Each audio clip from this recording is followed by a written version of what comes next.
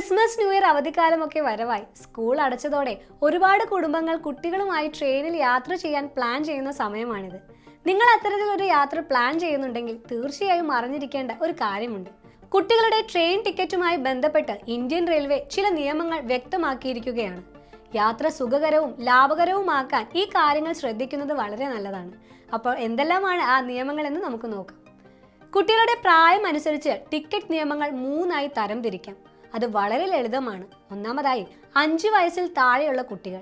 നിങ്ങളുടെ കുട്ടിക്ക് 5 വയസ്സിൽ താഴെയാണ് പ്രായമെങ്കിൽ അവർക്ക് യാത്ര തികച്ചും സൗജന്യമാണ്. അവർക്ക് ടിക്കറ്റ് എടുക്കേണ്ട ആവശ്യമില്ല. പക്ഷെ ഒരു കണ്ടീഷൻ ഉണ്ട്. കുട്ടിക്ക് പ്രത്യേകമായി ഒരു സീറ്റ് അഥവാ ബർത്ത് ആവശ്യമില്ലെങ്കിൽ മാത്രമാണ് ഈ സൗജന്യം. അതായത് മാതാപിതാക്കളുടെ കൂടെ ഒതുങ്ങി യാത്ര ചെയ്യുകയാണെങ്കിൽ പണം നൽകേണ്ടതില്ല. അഥവാ നിങ്ങൾക്ക് 5 വയസ്സിൽ താഴെയുള്ള കുഞ്ഞിന് ഉറങ്ങാനോ ഇരിക്കാനോ സ്വന്തമായി ഒരു ബർത്ത് വേണമെന്ന് നിർബന്ധമുണ്ടെങ്കിൽ നിങ്ങൾ മുതിർന്നവരുടെ മുഴുവൻ ചാർജും നൽകി ടിക്കറ്റ് എടുക്കേണ്ടി വരും. രണ്ടാമതായി 5 വയസ്സിനും 12 വയസ്സിനും ഇടയിൽ പ്രായമുള്ള കുട്ടികൾ. ഇനി 5 വയസ്സിനും 12 വയസ്സിനും ഇടയിൽ പ്രായമുള്ള കുട്ടികളുടെ കാര്യത്തിൽ 2 ഓപ്ഷനുകളുണ്ട്.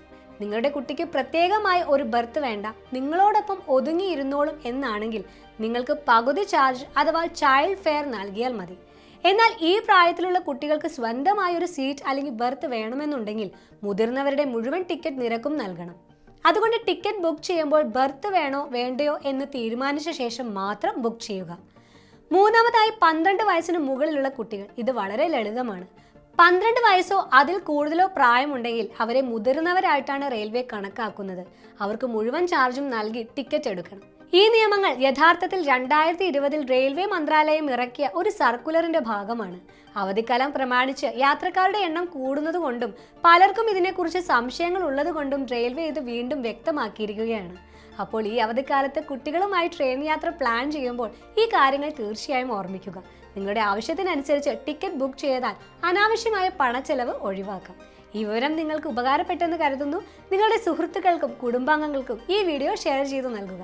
ഈ വിഷയത്തെക്കുറിച്ചുള്ള നിങ്ങളുടെ സംശയങ്ങൾ താഴെ കമന്റ് ചെയ്യാവുന്നതാണ്. നമുക്ക് മറ്റൊരു വീഡിയോയുമായി വീണ്ടും കാണാം. നന്ദി.